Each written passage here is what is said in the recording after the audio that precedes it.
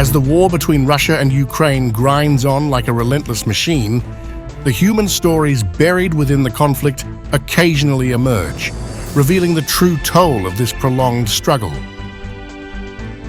Both sides continued their brutal exchange of fire, each claiming advances and victories, while soldiers on the ground, like cogs in this vast war machine, voiced their despair and disillusionment. The Russian Defense Ministry boasted of capturing a strategically important settlement in the Donetsk region and achieving other military successes, including hitting Ukrainian arms depots and intercepting multiple Ukrainian aerial attacks. Meanwhile, Ukrainian forces reported repelling a significant Russian offensive in the same region, with fighting in Pokrovsk remaining particularly fierce. However, these official reports stand in stark contrast to the accounts of soldiers who have found themselves ensnared in the chaos of war. One Ukrainian soldier, captured by Russian forces, described the harrowing conditions he faced. I was taken when I was removed from training.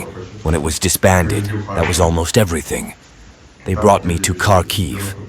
There, I was assigned to the 92nd Brigade, 3rd Battalion, 9th Company. They put me as a driver in a pickup truck, and I transported infantry. I transported the infantry, did what they told me, went where I needed to, asked questions. Well, I didn't want to, I constantly refused. I was a bit misled. Another driver was supposed to drive the vehicle, but he had an accident near Sumy. He went into a ditch. Since we constantly lacked drivers, they said to come here. The soldier further said that he had no experience firing any weapon, and yet he was forced to fight the war against Russia. Honestly, I never fired my automatic weapon. Very heavy losses. They send people like us to... Well, they are also defending someone there. Very heavy losses. They set tasks. They take people like me. They say you need to go to the position. Where to go to the position? Well, we'll show you the point. You go there. People go. And that's it. I've taken them there many times. No one came back. I didn't understand why. The soldier went on to say that he was later put in a cage when he refused to fight in the war. I said that if you brought me here, I will do something, but I'm not going to fight anywhere. I will transport you. I will pick you up. But I'm not going to go to positions, fight, or shoot at anyone. I ended up in a cage sometimes, sat in a cage. Well, now that commander is gone, he was killed by his own. Because of this attitude, I sat in a dog cage a couple of times for refusing to do something.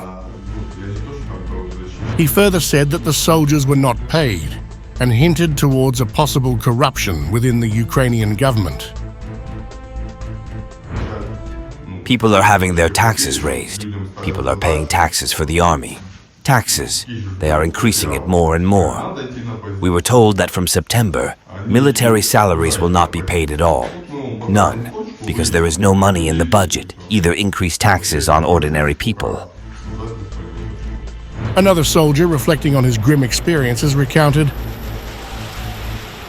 Well, they gave us armbands, came from the military enlistment office and from the TCC, Territorial Recruitment Centers. They came home, gave us armbands, and said that Slava Berunok should come. I didn't go. They came the next day, threw me in a vehicle and took me to the hospital, and if I understand correctly, the command sent us to another position to fortify and hold the defense. A third soldier expressed a deep sense of betrayal, explaining how he and his comrades were illegally transferred to another brigade without their consent. I served from 2022 in the DSST until 2024, and without our knowledge, we were illegally transferred to the 53rd Brigade without our consent. We arrived at our home where they are stationed, and they issued us rifles and sent us to New York. Well, how? Such people can't even be called expletives. They, expletives, had the entire staff before us and threw all of us there, transferring us to the 53rd Brigade. These testimonies offer a stark contrast to the triumphalism often present in official military communiques.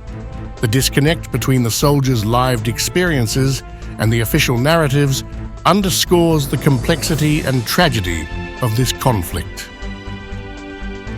The war's reach extends beyond the battlefield as tensions flare along the borders. In Belarus, President Alexander Lukashenko claimed that Ukraine had stationed more than 120,000 troops at its border with Belarus, adding that Ukrainian drones frequently violate Belarusian airspace. I don't understand why Ukraine is doing this. We need to figure it out. But, as I mentioned, we clearly communicated to them that any provocations would not go unanswered. Therefore, the Ministry of Defense and the General Staff of Belarus have been instructed to carry out the necessary measures to reliably ensure the security of our state. In response, Ukraine's State Border Guard Service spokesperson, Andriy Demchenko, dismissed Lukashenko's claims as false, insisting that the situation on the border remains unchanged. As both sides continue to claim victories, the voices of those caught in the crossfire remind us that in war, the truth is often far more complicated than official statements suggest. The grinding gears of this conflict spare no one, turning soldiers into mere statistics unless they speak out, as these few have dared to do.